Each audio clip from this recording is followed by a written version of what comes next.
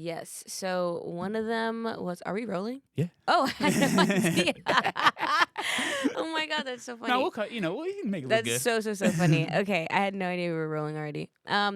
But one of them was a social media job. The other one was a is a hosting job at a restaurant, and the other one is I work at a fragrance store. Nice. I quit the social media one. Good for you. It was just a lot happening. I mean, having 3 jobs is a lot. I had no time to do anything, and I was super exhausted. So I was just kind of We're at the mercy of somebody doing somebody's social media work. yeah. And that's nowadays in this city, that sucks. It was more so it was for a boutique, which is Okay, fine. Yeah.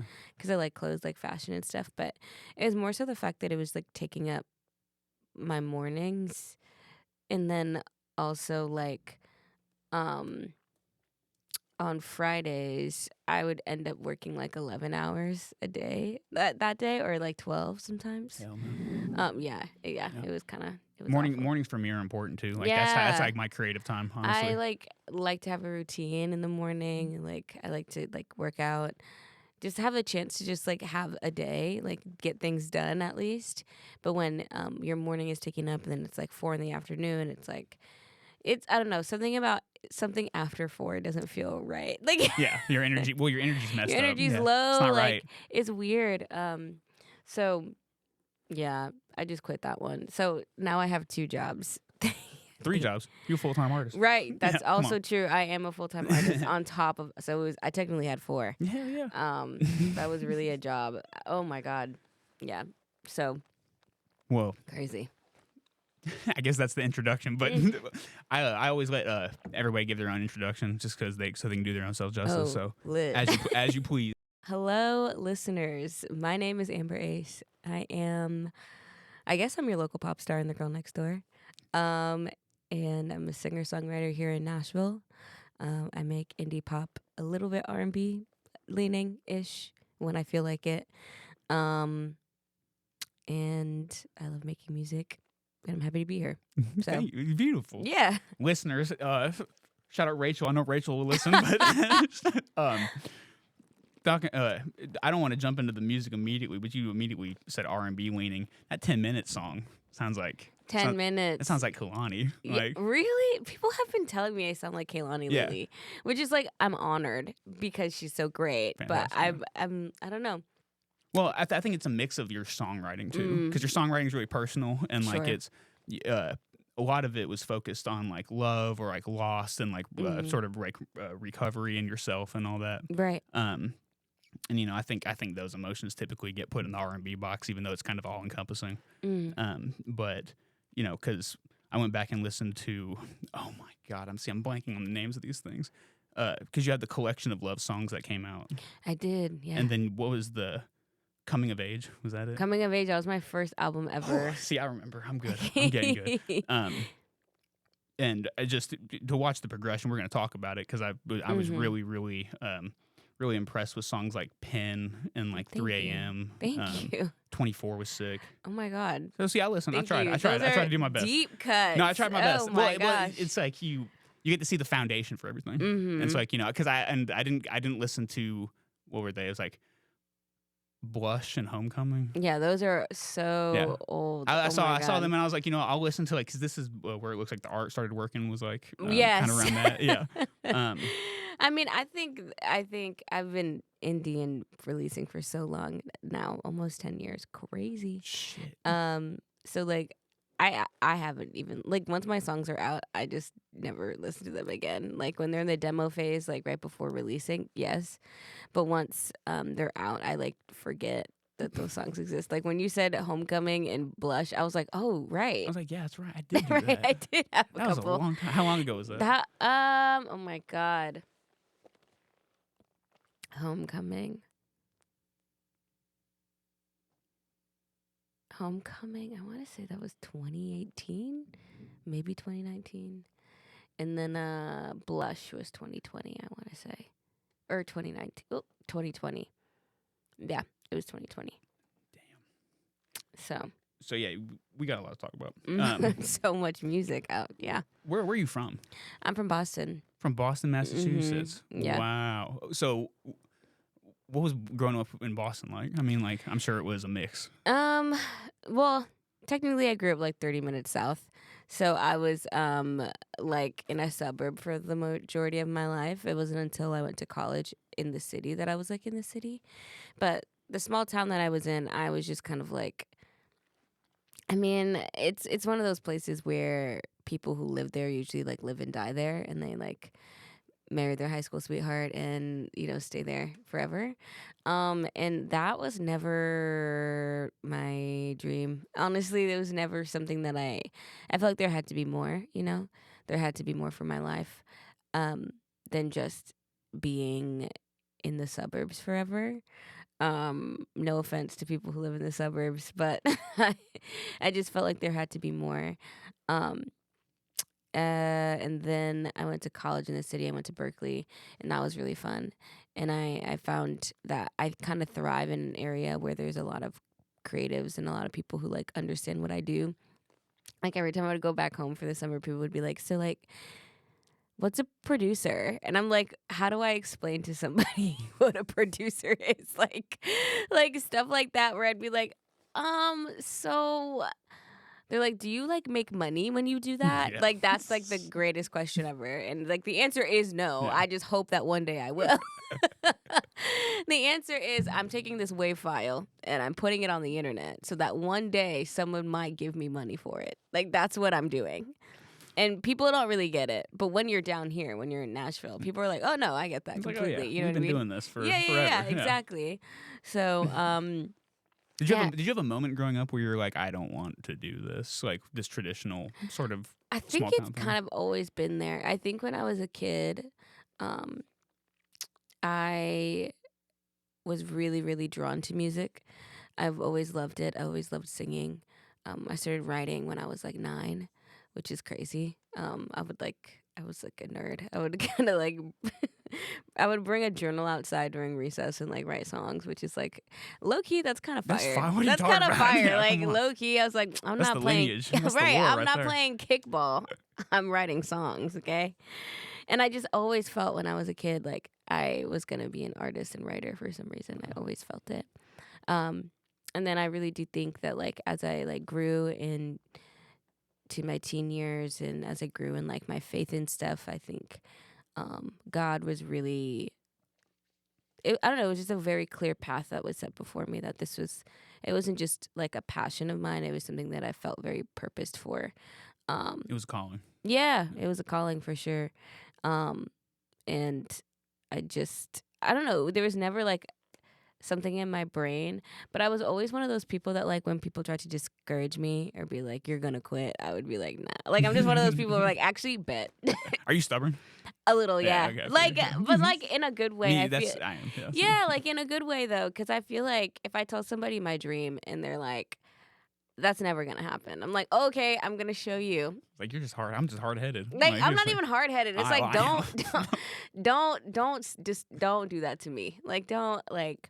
I remember like one of my sister's friends. I was like, yeah. She's like, what are you gonna major in? And I was like, probably music, I think. And she was like, oh really? And I said, yeah.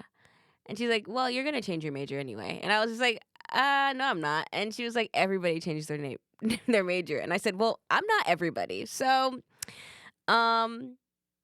like things like that. I don't know. There's always been like a fire in me to not prove everybody wrong. But I don't know if you've seen that meme. There's this meme that I saw on Twitter where it was just like my 5-year plan. And it was like year 1, year 2, year 3, nothing. And then it said, and at year 5, it said, then everyone will pay. It's like get rich on year 5. no, yeah. like literally year 5, it's like everyone will pay. It's like so funny to me. And I'm like, no, that was so me. But yeah.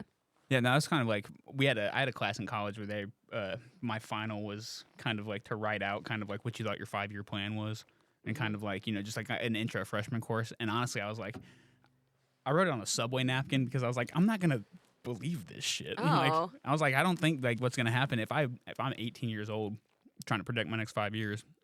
I don't know. I don't know what's gonna happen in the next 5 years. That's And, very practical. well, you know what happened COVID happened. So it's like, It's a very, very, very practical So, way to think about it. that was definitely my hard-headedness, being like, I'm just gonna throw this shit away.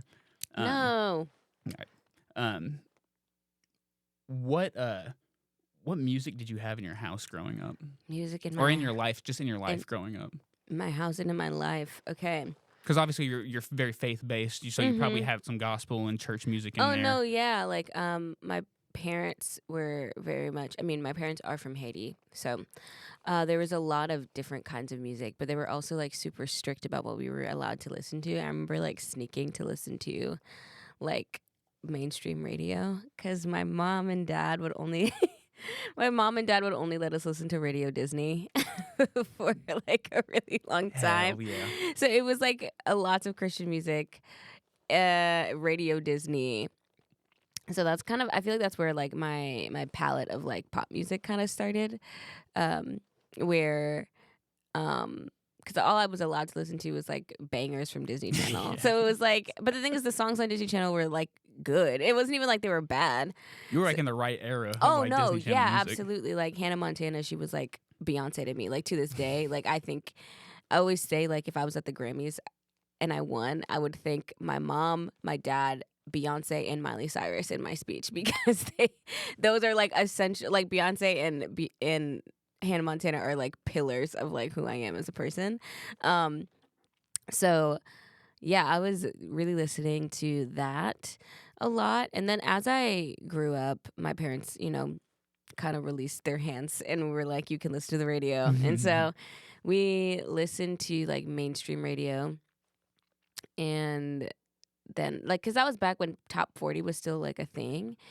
And then, it was the shit. Too. Yeah, it was really good too. It was never bad music. No. And then, and then I started playing guitar like in high school, and a lot of like the older people, like my youth leaders at my church, they were like really into John Mayer. Yeah. And then once I discovered John Mayer, I was like, oh no, this is the greatest thing I've ever heard in my life, because he's my favorite writer, I think. Not even I think, I just know. So like lots of John Mayer, lots of pop music, which makes sense. Yeah. Lots of like gospel. And then when I got to college, I was like meeting more people. And because I was pretty sheltered, I didn't really like listen to like rapper R&B a lot. And then when I got to college, I was almost like late to like rap and R&B and like all the things. So then I started getting a little into Brandy because she's the GOAT. She's the vocal Bible. Absolutely. Incredible. Just really getting into like understanding vocal production and your voice as an instrument. Yeah. That kind of stuff. And obviously I got into like Drake, obviously because he was at the height of his career, you know what? Everyone hates on Drake, but everybody hates him. And it's like, guys, he wasn't bad the entire time. I want us to be really serious. He was not bad the entire time. I worked the overnight shift at Kroger, and I played Honestly Nevermind straight for like 6 months. I was like, I love this album. Like, he was not bad the entire time. Everyone needs to relax. Do I think he's as good as he used to be? No. But if you're like a normal person, you think that, and you know that. He got an album coming. He got an album coming. I'm hoping. We'll find out. I hope that it's really good, Me too. Yeah. But yeah, I just started, I think I mostly fell in love with like writers, like writing. Because I had always felt, I've always kind of felt a little insecure about my voice and how I thought like it wasn't that good. Damn. Yeah, I've always felt a little insecure about my voice and how I didn't think it was that good.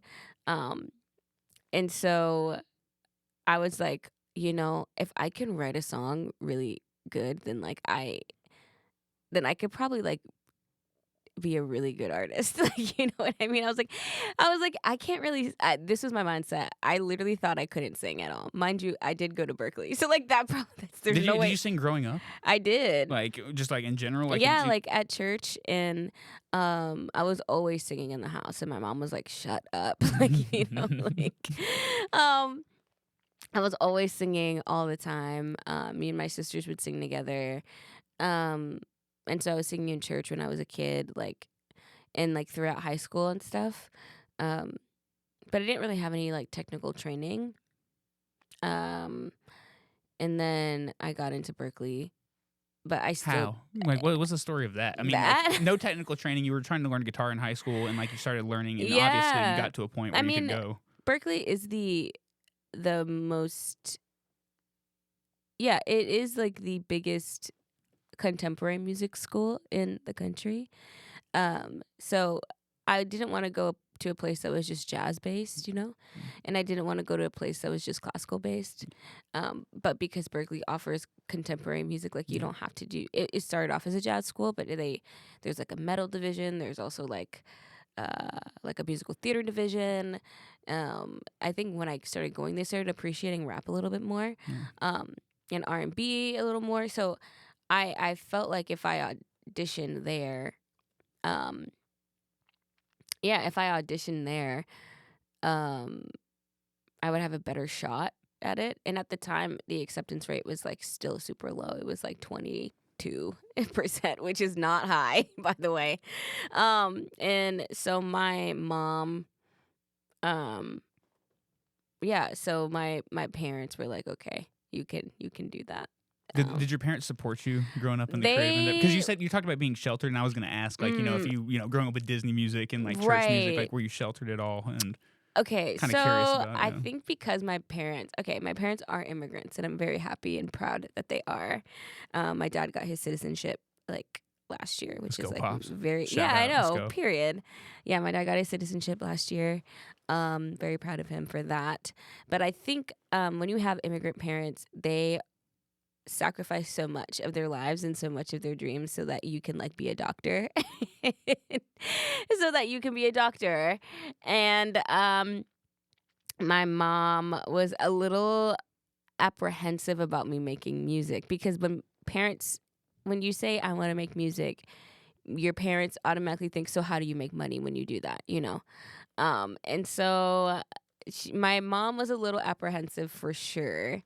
Because it's like, what do you mean I sacrificed my dreams and you want to sing songs? Like, what do you mean you're supposed to be a lawyer? I remember when I told my mom I wanted to make music, she was like, I thought you wanted to be a detective. I said I said that when I was 8. Like, she was like, you said you wanted to be a detective. I was like, yeah, because we were watching Law and Order when we were right. I was watching Law and Order SVU when I was 8 years old. Yeah. Of course, I wanted to be Olivia Benson when I grew up. Like, what are you talking about? First of all, I should not have been watching Law and Order SVU when I was 8. Number 2, I mean, they put you on. Let me tell they were you. like, I don't know. They My knew parents good, were they knew strict. Good TV, though. Right. My parents were strict, but it was like they were weirdly strict about stuff. Like, no radio, but you can watch SVU. No, it literally, as a family, we would sit down and watch Law and Order SVU and America's Most Wanted, which is crazy because America's Most Wanted is about real criminals. Yeah, that's real life. That they haven't caught. And I'm watching that, and I'm 8, and I'm like, they're gonna get me. You're telling me I can't listen to John Mayer. Right. So she was a little apprehensive about me making music, but I think when I was younger, they would like force me to do all these instruments that I didn't like. So I was forced to play the violin, and I didn't like it, so I wasn't very good. And I played drums when I was a kid. I lost my chops. I'm not that good anymore. I used to kind of be a little bit good, but I just didn't care about drums anymore. And then my mom was like, every time I buy you an instrument, like, you never stick to it. And I was just like, no, but like, if you got me a guitar, I would like it, I think. What made you want to get a guitar? I wanted to write songs. Oh, okay. That was what it was. I wanted to sing and write songs. I guess, yeah, that makes sense. Mm-hmm. And it just like opened something up in me. And so my mom was apprehensive, but I think because she saw how passionate and diligent I was about it, she kind of was like, she really wants to do that, and she's kind of good, so I'm going to let her do it. So good on her. Yeah. Shout out, Mom. Yeah. Always supported. No, well, then it got you through. So you went to Berklee? I did. Did you graduate from Berklee? Yes, I had to. My parents were like, you have to get a degree. Yeah, hell yeah. That's the immigrant my parent mom vibe would right not, there. like, she would not let me drop out of school, ever.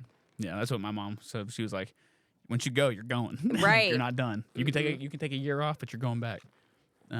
Yeah, she would never, my parents would never let me not drop out of college, ever. But That was back when you needed a degree. Hell you know yeah. what I mean? No, I Now know. you don't really need one. About to say. Now you don't really need one, especially when it comes to music stuff. Oh, no. But or just creative stuff. In yeah, general. but Like marketing or video editing and all this kind yeah, of stuff. yeah. There's a lot of different stuff. But when did you want to first start recording or start figuring out like the okay, like I've got these songs, I want to put them down. Like when was it GarageBand? Was it like Logic on the computer? okay, honestly, I guess it was a little later for you, so it could have been Pro Tools or something. It was honestly like, I mean, when you're at Berkeley, they do teach you like some DAW classes, but I was never into like producing or anything like that. I mostly just like, in like a lot of my early stages, I had just had these voice notes that I did. Like I would play guitar and have a voice note, and then I would give it to a producer, and then they would like make the track. But it honestly wasn't until actually I feel like it was recent, honestly, that I started tracking my own stuff. Wow. Like I don't know if you got into the like Love Yourself. Mm-hmm. Yeah, that I tracked in my room like 2 years ago. Really? That was kind of like where my brain kind of like expanded. Yeah. Where, Hell yeah. well, actually, like working with a bunch of different producers and stuff. Like I worked with this guy. His name's DQ. He wrote and vocal produced like Departed by Brandy. Wow. And he lives here. And so somehow I got connected with him. And like when I worked with him, it like really, again, it like broke my brain where I was like, oh no, like this is kind of lit, you know? Well, sorry, go ahead. No, and then I wasn't really tracking everything by myself because I was like, I feel like this sounds like a little bit. I feel like this sounds bad. And because I didn't have the right vocal chain, I was just kind of messing around with Logic, and I was like, this sounds weird. Like I wouldn't feel comfortable giving this to a producer. And then and then I want to say 2024 was when I really was like, I could probably get away with tracking my own stuff. So I started kind of tracking my own stuff, and like I think the first song I ever tracked by myself, like everything, was like Love Yourself. Wow. And I always get a lot of compliments on like the vocal production on that record and the writing. I mean, I think it's one of my best songs ever. If I do say so myself, I think it's so well written. Pop it. Pop that. Yeah. I think it's good. Yeah. It's like a really good song. Like I'm not even trying to like be humble right now. Like genuinely, I'm like, this is not the space to be humble. I was kind of in my bag when I wrote that song for sure. And yeah, I kind of started tracking my own stuff from then on out. Like I think there are some songs where I bring it to the producer, but then there are other times where I'll like have a guitar and a vocal, and I'll just kind of, I don't know, I just kind of like let God come in the room with me, and I just like create some stuff. So is Richard, the song Richard, kind of like that? Oh, it's yeah. just a single guitar. Yeah, I wrote that one by myself too, and I also. It's a badass song, by the way. Thank you. That's a killer song. I think it's really good. Oh, God. Honestly, I love songs that start with something in the measure and end in the measure, like with the lyrics. And yes. kind of how you pull the same thing and pull them around, and then and God damn, that hook is really good. Yeah, I mean, it's some of my favorite lyrics too. Like when I make portraits of the future, it's still you in the picture. Keep you sacred like a scripture, signed, sealed, and delivered. Signed, sealed, delivered. I think I'll always love you, Richard. Ugh. You're crazy. Yeah, you're in your bag. Well, that's what I'm talking about. In my bag. That's why I'm talking about like That's why I said damn when you said I've always been insecure about my voice, or at least you were growing up, because I'd say that, and I think your songwriting and your vocal ability are on the same level. I think they're. Thank you. I think they're both a lot better than a lot of people I hear either on the internet or here in Nashville. Oh, thank you. That's very kind. I mean, people always come here and want to. I grew up here, so sure. Like, people. You see a lot of people who come here and like want to make dreams happen, or like. People who are the shit out in California and come out here and are still like, able to pop it and make it good out here and do all this stuff. And, it's created this scene where it was like, it seemed like there was only major music, and then there was everybody off this like trying to get it off and trying to be in the major scene. But now there's like a third space in the community where it's like, oh, we're actually like within, I guess, the last like it's always been here, but I'm noticing kind of like the indie community, like, you know, even though it's kind of always had a kind of like a concentration here, it seems like it's really starting to blossom out a lot, and you get to see people like I had Malcolm on here who, you know, like he'd getting to hear some of his stuff, or even hearing like some of Dante's stuff, and being like, you know, when he steps away from the rat We have bag. a song together. Really? What song do you have? Is it Ghost Town? I don't know if he's gonna release it, but I'm like a feature on it. Oh shit. Yeah. I think I'm seeing him later today, so I'm gonna go bother him for that. Yeah, it's so I can send it to you. No, I think please, it's yeah, fire. I would love to.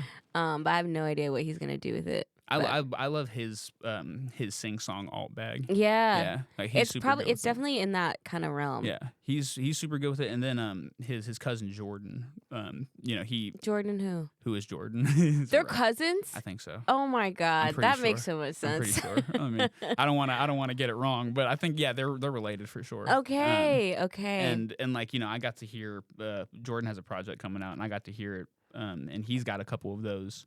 He had a song I think that just came out that's kind of like in that alt bag called Sludge, and I was like, oh, this is sick, dude. Like y'all are stepping in. It's basically having the spaces where it's like you don't need to be in this box. Like you can step into these different boxes. You have a community that supports you, not wanting to be one thing and wanting to step in other things. Gives me inspiration to get on a freaking camera and talk to people. Yeah. What made you want to start putting like projects? Like, because it seems like coming of age, you had some songs in there that was like Pen was written like 6 years. Like basically, I was looking at YouTube times. It was like Pen was written, you know, before a lot of those other songs were written. You might have had some other ones in there. Yeah. Was there a time that came where it was like, okay, I have a couple like Lucy singles. I think I want to put something together that's like, even though you had these prior projects, like putting like now Amber is like it's your coming out party essentially. Right. Okay. The thing is, okay, so I was working on the album with my friend Greg back in Boston. He was like my producer. He produced Ordinary. He produced the whole album actually. So we were working on it for a minute, and I think like the pandemic and stuff kind of like threw everything off. So a lot of those songs that I actually wrote in the pandemic, and then I demoed them out, and me and Greg would like work on them. But then I moved here, and so he had all the songs to finish and all of that. And so I was kind of doing like a little like waterfall release vibe. So I want to say the first song I released was Pen from that record. I have to think. No, the first song I released was Better Without Me. Crazy. Wow. Better Without Me. Then it was Pen. Then it was Ordinary, and Ordinary went crazy, and Really? I didn't expect it. Yeah, Ordinary went viral on TikTok. No shit. And then I think now it has like 3 million streams on it. No shit. Yeah, so it went crazy, and we didn't expect that. And so that's how I got my distro thing with Symphonic.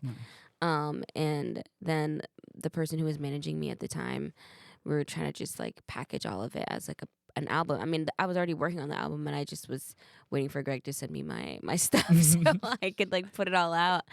And so we did that, and then we put out 3 a.m. after that. Then we put out Pity Party, and then the whole album was there. So I think that record, the whole album, when I think about who I was at the time when I wrote it, I was entering my mid-20s, and for some reason that was like scary for me, because in your early 20s, it's like your early 20s, you know. And then I turned 24, and I was like, I don't know what. I remember I wrote 24 because I was like, I don't think there's any songs about turning 24. So I like, You damn. yeah. I'm gonna go think about this afterwards. Because I was like, I didn't. Yeah, because I was turning 24, and I was like, I don't think there are any songs about turning 24 because it's such a weird age. You know what I mean? You can't really. It is a strange age, and that's what the song is essentially saying. Because it's like, I'm not.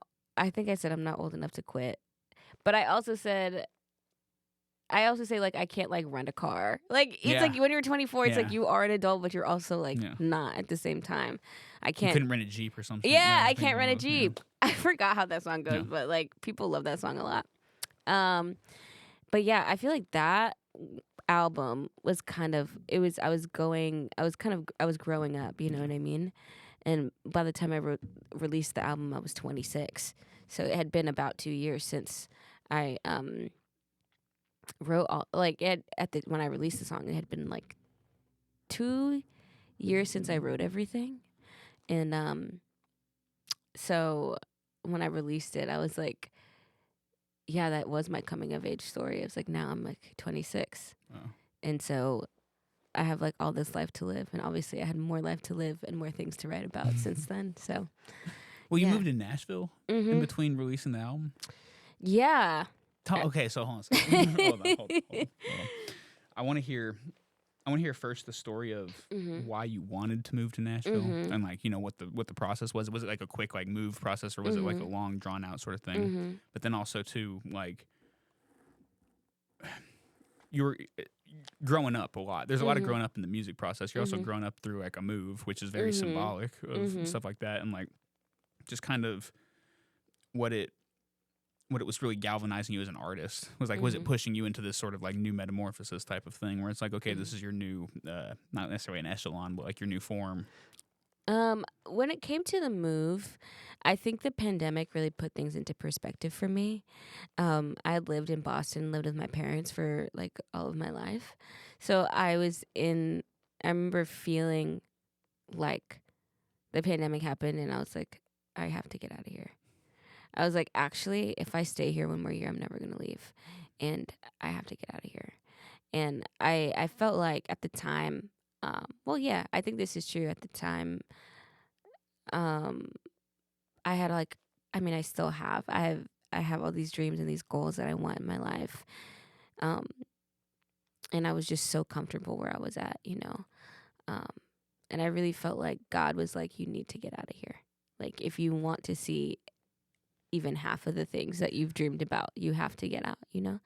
And I, through a lot of like prayer and through a lot of like, just using wisdom in my life. I mean, everyone I know who, no offense to people in LA, but everyone I know who's moved to LA either tells me it's the worst place they've ever been, or they're like a completely different person they were, and they like lose themselves entirely. And I personally don't want to lose myself for the sake of my career or for the sake of fame or whatever. I also don't want to live in a place where everyone thinks it's the worst place they've ever been in their life. I'm not even kidding. Everybody I know is like, I hate LA. I'm not even joking. I haven't heard no offense to people in LA. I haven't heard a single good thing about LA. I can't be convinced otherwise. Well, the people who like that show are the ones who changed.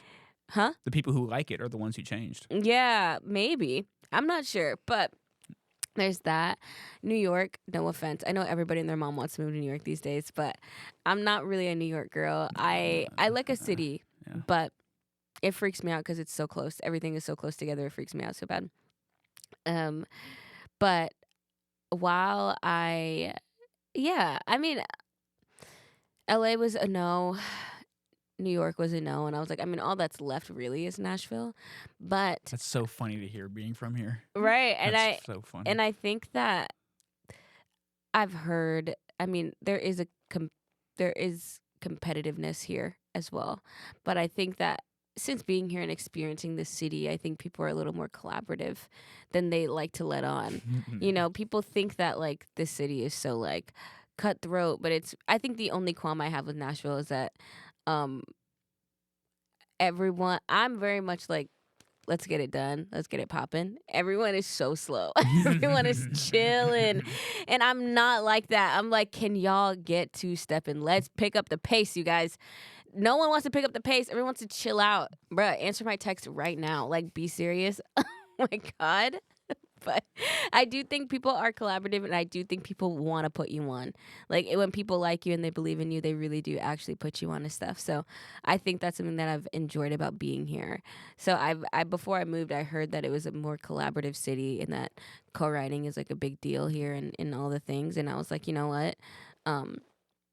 I'm just gonna take a step of faith and just get out Yeah. and do it. And I got here, and it was. I mean, I think I was a bit. I mean, yeah, I was a bit ignorant to how like the industry worked. You know, I was just like bright-eyed, bushy-tailed, guitar in my hand, like ready for whatever. I didn't really know, but I was like, you know, I'm ready for whatever this city has. You know, I'm ready to give something to the city. I'm ready to see what it can give to me. You know, and I got here, and it was definitely like a hard transition because I was like, whoa, I have to pay rent, all the things. Then when I got here, and my song went viral, I was like, then the people became a little more aware that I existed here. Were you getting stopped like sometimes just being like, are you the person on TikTok? No, like yeah, Really? I was getting stopped places where people would be like, are you Amber? Did you write that song Ordinary? Like people would do that, and I was like, whoa. I was like, and the thing is, when people are like, that's like really cool that I think it's because I'm like, I'm poor. Like this is like, I'm not famous, you guys. Like, be serious. Yeah. Like, I do not have money, but like, thank you so much for appreciating the art. Like, stuff like that. So, things like that kind of happened when I moved here, and then you know, just been kind of pushing and seeing what can pop ever since. So, has like the co-writing and like I guess like working space collab kind of life, has that really like kind of opened you up to sort of like figuring out new stuff about yourself? I mean, yes, I think I think in the last year I've done lots of pitch writing for like major artists, which is interesting. You are that. Oh, thank you. I mean, not to cut you off, but like listening to those joints, it's like, you know, you can write shit for major artists. Oh, thank and like you. that's where people, you know, that's how artists sometimes pop off. It's just like, you know, you're just the shit writer for everybody, and you know, you can make all these hits. Yeah, I mean, I'm open to it, to be honest. Like it's like a weird season right now because in the last year I've been writing for like major, like people have been invited to write for like majors, and then there are people who are like wanting to write for me. So that's like been a little bit weird. Dang. A little bit, which is insane because it's like I'm not signed. Again, I'm poor. We talked, I had 3 jobs, you guys. Like so it feels like it's I feel honored. But I think something that I've noticed, I guess, about myself is I just love like the art form of songwriting. I think I just like really just love it so much. I love music. I love being able to speak my mind and express myself in like my own artist project.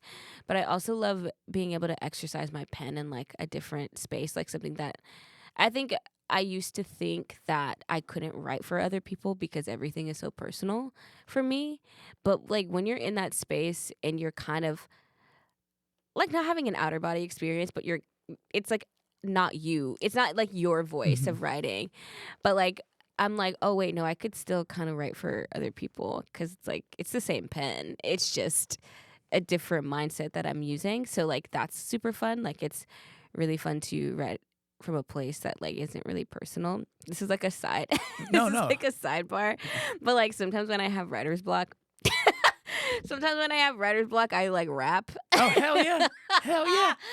Yeah, sometimes when I have writer's block, I have... Put the beats on and freestyle.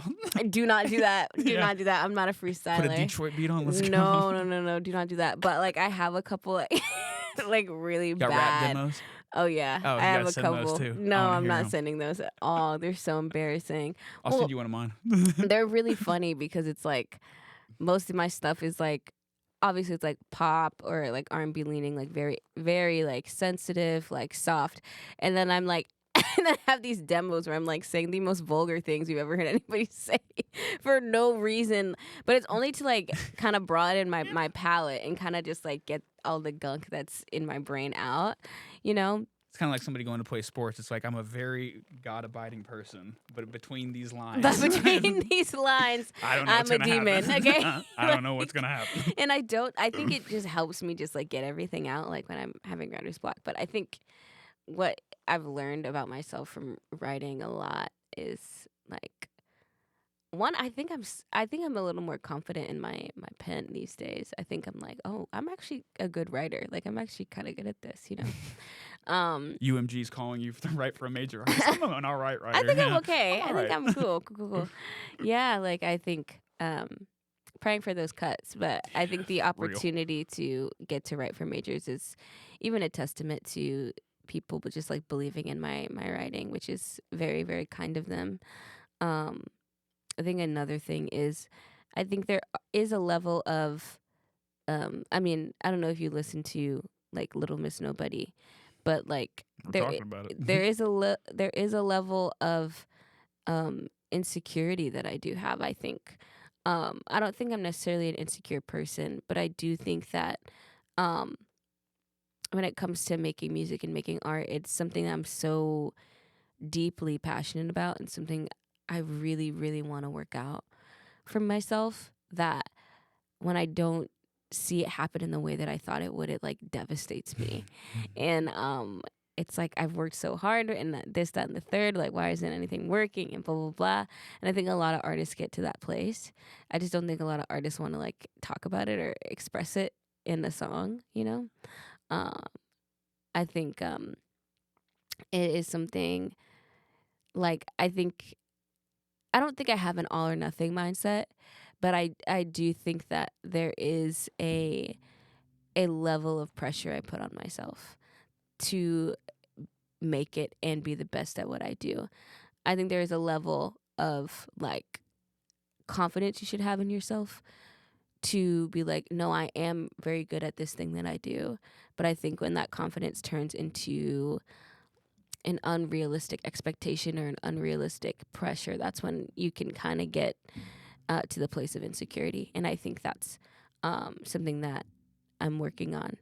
And something that I need to be very, very mindful of, because it'll create like a poison in me that will make me look at the world half full, and I don't want that. So I'll tell you that. I mean, that's what happened to me. oh yeah, Oh God, yeah. Like I got so jaded when I was up in Chicago. Like I went to school up there, and like Sure. I just got. And part of it was, you know, I've come up with not really come up with the concept, but I just keep reminding myself I need to keep restoring my faith in humanity, and Right. like, you know, finding things, and like not even that, just seeing like pretty things every day, or just like, you know, you can look at a wall, but just the way it's like it's positioned or the way it fits with the background and the foreground, it's like, wow, this is really like there's beauty everywhere if you got to look for it. Right. And I think part of it is like not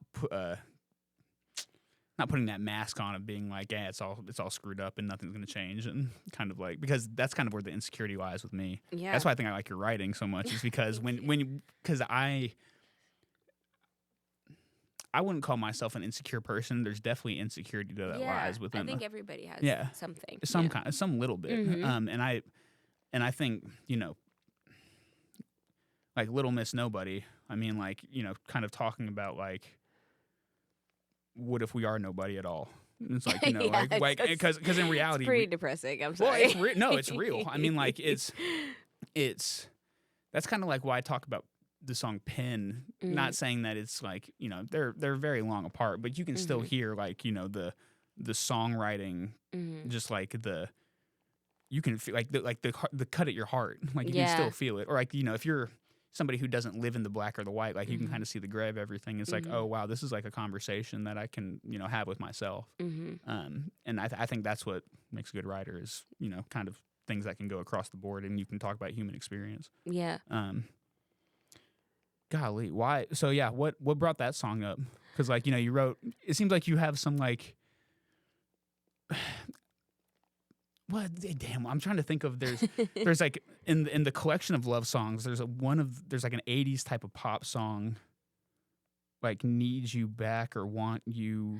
Oh, Let You Go. Maybe. I gotta let you go.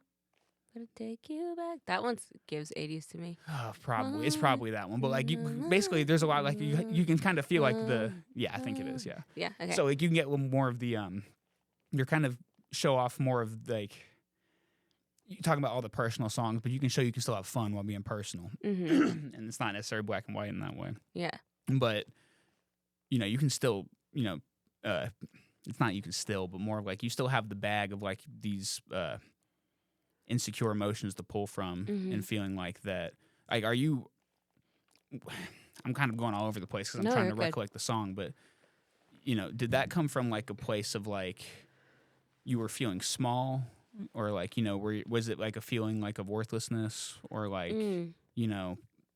uh, you have a very wide range of emotions in your songwriting. And I'm Yeah. kind of just curious about it. Yeah. Yeah, I think a lot of the songs that I write, I pull from what I'm feeling in the moment. I think those like collection of love songs, those were from a very deep heartbreak I was experiencing. And then Little Miss Nobody, that one I wrote actually a year ago, probably around this time last year, or maybe like April of last year. Because I think I realized I was turning I was turning 29 last year. I'll be 30 this year, which is crazy. And I think I had I had all these expectations for where I would be by that point in time.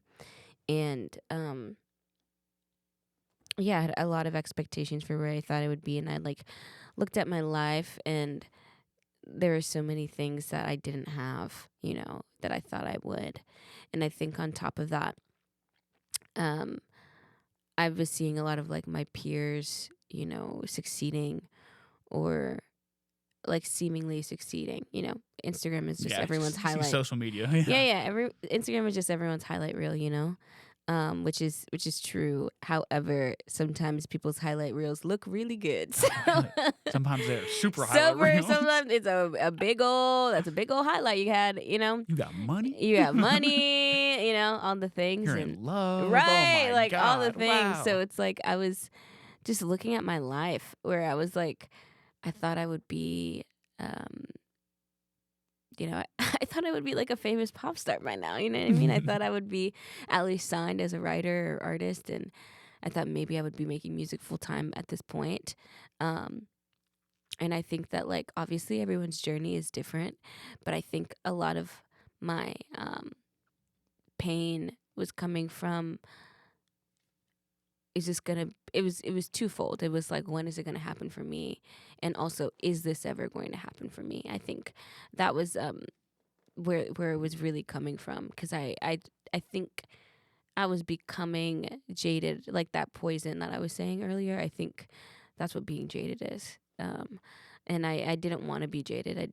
I don't ever really want to quit music, actually, but it's something that I guess like, I don't know. I was like, I'm old, but it's like I'm not old at all, actually. So, and so I was thinking like, I'm old, like, oh my God, and and I remember I wrote the song, and I was like, this is really depressing. Like, I don't think I could ever put this out ever. But I sent it to my two best friends, Kiana and Kayla. Shout out to them, and they were like, this is so good. And I was like, really? And they were like, yeah. I was like, it's not like depressing or too depressing. They're like, no, it's honest. It's so good. And I was like, okay. And then I sent it to like one of my other friends, and she was like, no, this is so good. And I was like, okay. And I kind of just sat on it for a while because I didn't know. But my manager was like, you need to put that song out. And I was just like, I don't know. And my manager, shout out to Ashley, she's always like telling me, like, you need to sing songs on Instagram. Like, you need to like you play guitar and sing on Instagram. And I hate doing it. I hate it so much. And then when was it? Was it January? Yeah, I think it was January, February of this year, where I posted it on TikTok, and it didn't go viral, but it got like 15K like views randomly, and a bunch of people were like, I need this song right now. And I was like, whoa, I didn't know. I mean, I'm very, very grateful that something I wrote was resonating that much with people. And I guess like that was like the beauty of it, because I guess the pain that I was experiencing, and the just like the the deep feelings I was having, was able to like give words to the things people were maybe afraid to say or didn't necessarily have the right words to, which is something I like really hope my art does. So that was really beautiful. So essence of a good writer. yeah, Right I would hope. Yeah. Hell yeah. Kind of an offshoot question. Not it's related to music, but I want to ask how the performance at the Nashville Soccer Stadium went. Honestly, I didn't know. Like, okay, so yeah, I want to know had about that. no idea that they even like reached out to people like that. So they like I was like in my house, and my manager was like, she calls me and she's like, "Hey," and I'm like, "Hey, what's up?" She goes, "Do you want to sing the national anthem?" I said, like for fun? Like, what do you mean? And she's like, at like this soccer game. I was like the national soccer game. She was like, yes. And she was like, look at the email I just CC'd you on. So I looked at it and I was like, oh my God, yeah, like let's do it. And she was like, okay, great, I'll confirm with them. So they like apparently they found me on Instagram or something, and they like just reached out to get me to do that. I was like super nervous because I was telling people like the national anthem is like, that is one song you never want to mess up, like ever. Because if you mess it up, it's stamped in time forever. Okay? If you mess up the song of our country, it's stamped in time forever. And so I was just like, how am I going to, like, I just was hoping I wasn't going to forget the words. And I think I like literally like blacked out when I did it. But I didn't forget the words, so that's great. So that was really fun. It was a really cool experience. Was there have you ever done the anthem anywhere? Like in high school, like at like a volleyball game or something, but like never on like a huge stadium like that before. So that was like a crazy experience. They said they were going to televise it, but they didn't, I guess, because my sister was trying to watch it and she couldn't. She's like, where are you? Yeah, I was like, I'm on Apple TV right now. No, literally. I'm scrolling channels. Yeah. So did they have a video recording anywhere? Like on their website somewhere? I think I should probably upload it to YouTube. They sent me like a Dropbox video. Hell yeah. Oh, I need to upload it. I I'll keep put forgetting. a little clip right here in the middle. Just so. Yeah. What other sort of like crazy music experience? And it doesn't have to be like that level. Like, have you like just public performance or anything? Just like around here or crazy music.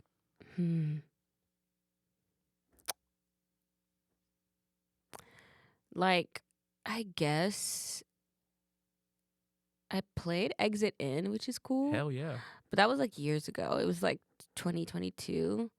Did you enjoy it? I loved it. Yeah. I think at the time I was a little more nervous than I was back in the. I was a little more nervous. I think now I have a better idea of like how to blow that shit perform. I could probably do it way better now, but it was right after Ordinary went viral, so they just booked me. Get that. No, they booked me as like an opener for this like artist in town. I did do the what was it? I did do Musician's Corner last summer. Nice, kick ass. That was really fun. Yeah. I was nervous again because I was like, the stage is so big. Yeah. What's actually hilarious about the Musician's Corner show is that I was so far away from the crowd. Like, I didn't realize how far they were. And so like part of like my performance style is like doing a bit. Like, I have like a couple like jokes that I do. And like I couldn't hear anybody laugh at my jokes. That's how far I was. I would make a joke and it would be dead silent. And I'd be like, I'd be like, is anybody laughing? Like, nah, right, cool. Literally, I was like, I would make a joke and I'd be like, I remember I said out loud, hey, somebody laugh or something. Anybody laugh? Y'all hear me? I think I said out loud, please laugh. Funny. Somebody. And then please laugh. I think I said please laugh or something. I don't know if you've seen that gif of, have you seen that movie Hercules? Like the cartoon? Yeah. You know, like that scene where like Hades like, it's because I have a hunk of moussaka stuck in my throat. And then he's like, he's like, and no one's laughing. That's exactly how I felt. I felt like I was like, anybody? But it was fun. It was a fun show. It was definitely a bigger stage, so it was a little nerve-wracking, but those things are popular too. It was super fun. Was it hot? That day a little bit, but I think because I was earlier in the day, it wasn't that bad, But wow, is there anything you're kind of on a dream list to do, bucket list that you want to do? Oh. You ever want to do Bonner? I don't Or a know. little side stage at Bonner? I would love to do. Yeah. Actually, I would love to do Camp Flogna. Oh, hell yeah. That'd be kind of fire. Hell yeah. I would love to do Camp Flogna. I would also love to do, like, I saw Dijon set at, not in person. I watched Dijon set at Coachella, and he was on one of the smaller stages, but I think I liked that. Like, I don't really want to, like, I probably would never want to headline Coachella. No. I want to, like, Unless they throw that bag. yeah, unless they throw that bag, but I don't ever really want to headline Coachella. I think I would, like, I mean, they're going to throw you a bag if you're performing regardless, but I don't think I want to. I think I would want to have, like, a solid group of people who, like, love Solid side stage. Yeah, solid side stage, people who love Give me and 250, 300 of my biggest Yeah. fans. Give me 100 of my biggest I fans. would maybe do another dream is probably be a musical guest on SNL. Oh, That'd be fun. really? That'd be super fun. That'd be kick ass. That's awesome. Another one. I want to be a guest on Jimmy Fallon. Hell yeah. You want to be a pop star. Like Yeah. a little bit. Hell Like yeah. only because I saw Donna Summer on yeah. the Johnny, what is that man's name? Johnny Carson. Johnny Carson. I always call him No. Jimmy Carter. Jimmy. Like, yeah. but they're not, those are two different Jimmy people. Carter show. Jimmy Carter was a president. He was, yeah. I think it's the JC thing that's yeah, throwing me off. JC, yeah. You Johnny got, Carson. You got another JC in your life you got to worry Right. about. Jesus. That's funny. But yeah, Donna Summer was on the Johnny Carson show, and because she's my queen, I would have to be on the Jimmy Fallon show. Yeah. But you never know. Yeah. So Wow. yeah. Dang. Late night TV spots. That'd be kind of fun. Hell yeah. I mean, it seems like a party. I would never want to be I would never want to be a host on SNL. Oh, hell. I don't ever want to. Hell. I'm only funny in real life. I can't Oh, be yeah. scripted. Oh, yeah. Like, Hell no. It got to be straight off the dome. No. I can't be reciting lines and being funny. That doesn't make sense to me. It needs to be the brainwave that I hit No, without literally, thinking. exactly. But I would be a musical guest for sure. Yeah. That'd be fun. What other music stuff? Like, I guess, not really what other, but what's the future music projects? I mean, you don't got to leak anything. You don't got to tell anything you don't need to tell. But Depending on when this drops, I don't know when this is gonna drop. To be honest, is this a different song that we can't name? Or? No, it's a song we can name. I have a single called Motorbike coming out. Oh shit! How could I forget about these? Yeah, Motorbike is coming out. Motorbike on boy. yes, exactly. Hell yeah! Oh my god. On the 29th, which is exciting. It's one of my favorite songs. It's also like happy. I think. Oh my god! It's so much fun. It's so much fun, and I love it. Perfect summer song. Yes, exactly. And Perfect I think summer lover girl song. exactly. Yeah. And I feel like I was sad for so long that I was like, "Oh, I'm scaring the. Let me start. Let me do something happy." So we're doing Motorbike this summer, which is exciting. I'm hoping to do more, but I'm not sure yet. I think, yeah, I've just been working on some music that I really like. It's a little introspective. It still has like those touches of, I mean, if I'm going to put out a project, it still has those touches of like those like romantic songs and those romantic vibes. And it is, I don't know. I've been working with this guy. His name is Taylor Hill. He's like really awesome. And he was talking about how he wants to kind of like dirty up like my production a little bit. Yeah.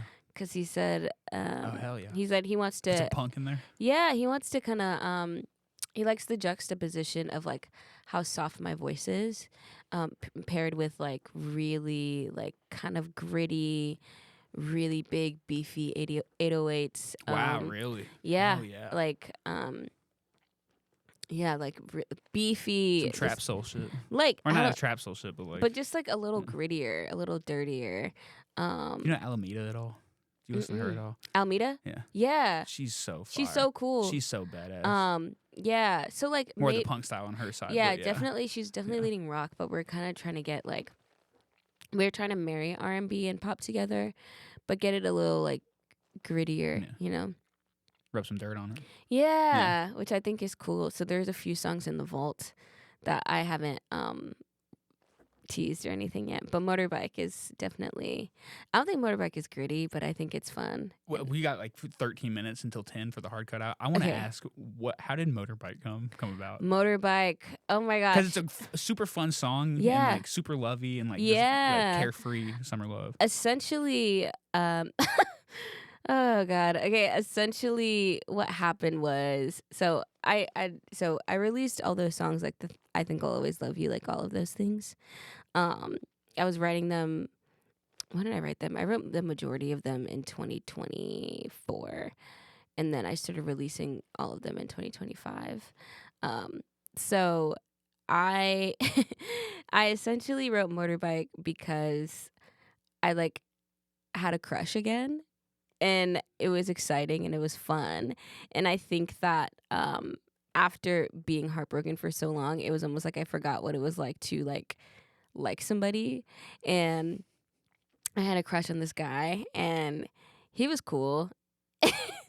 Yeah, he was cool, and he had a motorcycle. There you go. And, and so I was like, oh my god. And I think it was awesome because I was like, oh, it's like actually fun to like have a crush on somebody. And it was like, oh, it's the first person that I've, because obviously that record was I Think I'll Always Love You. Like I was convinced I was always gonna like love this other guy, you know what I mean, forever. And then I met someone else, and I was like, oh, like I'm free. Like, Yeah. oh my gosh, like we like each other. This is so cool. Like this is awesome. So it was like a really beautiful experience to like experience like fun and excitement after like being sad for so long. It feels like butterflies. Yeah, That's what that song feels like. yeah. It really feels does. like enjoying the rush, it which really does. which I was enjoying the rush, you know. And so it kind of came about like that. And I've recently been in like my splice bag, so There I you found go. like these random guitar loops together, and I was just like, I honestly wrote I wrote half of it, and then I wrote half of it, and then I had to go to work, and I couldn't stop thinking about it. So I wrote the second verse in the back of my job while I was at work. I could probably find the voice note somewhere. Because I remember I was at work, and then my my manager was like, Amber, put your phone away. Wow. And I was like, I'm sorry. That's got to be the video. Like you're typing the song, then break out of work and get on a motorbike. Oh, that'd be so lit. I just need to find someone with a motorcycle. Oh my god. Right, there you go. Yeah. But yeah, so that's how it came about. And then I brought it to my producer, Caleb Miller Harris. He's the best. And we finished it. So people have been asking for it for like a year because I wrote it a year ago. Oh yeah. And you tease the music out, and people are like, "When is this dropping?" Right. And When I'm are you like, guys, releasing? come on. I'm Give all- me a minute. I'm just a girl. No, exactly. Plug your socials. Plug them all. Sorry. You're good. You're good. Okay. You can find me at Amber_Ais, and that's AIS, on literally everything. So Amber_Ais on everything, on Instagram, on TikTok, on Twitter, even though I don't really use There you Twitter, go, yeah. but I'm still there. Yeah, you can find me anywhere. And on Spotify and Apple Music, it's Amber Ais. So you can find me there too. Amber Ais. Mm-hmm. Appreciate you, girl. Yeah, absolutely. you. Thanks for having me. Always. Thank you. Amazing. That's it. Period. Yeah. That was fun.